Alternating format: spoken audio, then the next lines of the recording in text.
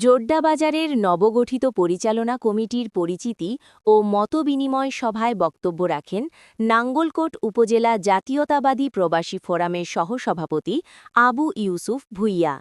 তিনি তার বক্তব্যে বাজার এলাকার মাদক ও সিন্ডিকেট কার্যক্রম নিয়ে গভীর উদ্বেগ প্রকাশ করেন।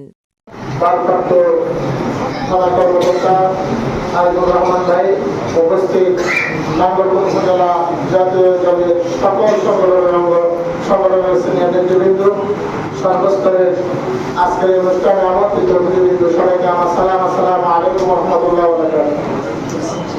আমি বক্তৃতা দেওয়ার কিছু নেই। আমি আমাদের বাবু চৌধুরী এই কমিটির যে ইশতেহার উনি আপনাদের সামনে দিয়েছেন, আমি আশা করি আমরা যে কোথাও বাজার কমিটিতে এত সুন্দর ইশতেহার দেখিলেন, যদি ওনার ইশতেহার মতো এই বাজারে যদি এই ইশতেহারগুলো পরিচালনা করতে পারে, এই পরিচালনার মাধ্যমে যদি এই বাজারটা সুসংগঠিতভাবে চলে, তাহলে আমরা মনে করবো নাঙ্গলকোটের মধ্যে সবচেয়ে সুন্দর এবং সুশৃঙ্খল বাজার হিসেবে জোড্ডা বাজার পরিচিতি লাভ করবে আমাদের আশা। আমরা আশা করি বাজারে যারা ব্যবসায়ী আছে, যারা রাজনীতিবিদ, যারা শিক্ষকরা, আপনাদের সকলে সুপরামর্শে সহযোগিতা এই বাজার থেকে সর্বস্তরে মাদক মুক্ত, সিন্ডিকেট মুক্ত এই বাজারটা আপনারা উপহার দিতে পারবেন।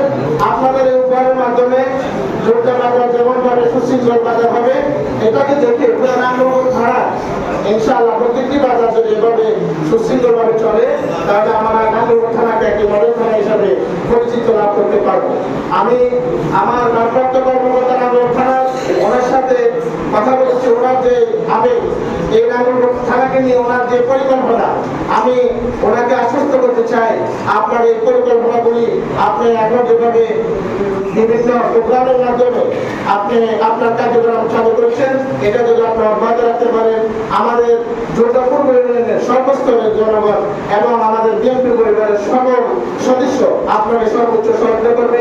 আমি আশা করি আপনার এই কার্যক্রমের মাধ্যমে আপনি আমাদের জোড্ডা পুরো নাঙ্গলকোটের মধ্যে জোড্ডা পূর্ব ইউনিয়ন সর্বপ্রথম জন্য একটি মডেল ইউনিয়ন হিসাবে পরিচিতি লাভ করে, এই আহ্বান জানিয়ে আপনাদের সকলকে অনুষ্ঠানে এসে আজকের এই অনুষ্ঠানকে সফল করার জন্য সবাইকে ধন্যবাদ, আন্তরিক মোবারকবাদ এবং সবাইকে আবার সালাম। আসসালামু আলাইকুম ওয়া রাহমাতুল্লাহি ওয়া বারাকাতুহু।